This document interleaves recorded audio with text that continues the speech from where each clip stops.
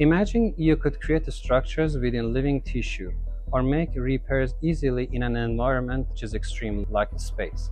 Direct sound printing, or DSP, is a step forward, making that a reality by printing beyond the line of sight.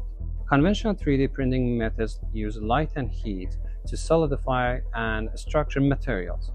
DSP leverages ultrasound energy using sound waves to construct structures in hard-to-reach or constrained environments where traditional approaches fail. This positions DSP as a potentially transformative technique for minimally invasive bioprinting, medical interventions, and manufacturing.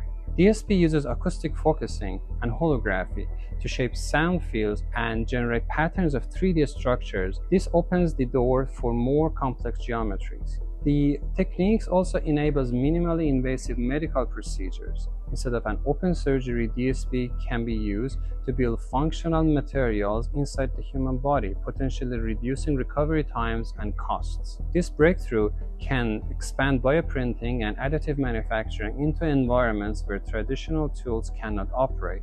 In other words, we are developing a framework for a future where just because a barrier exists from a human skin to the wall of a space shuttle, it doesn't mean it's a barrier to advancing next-level solutions.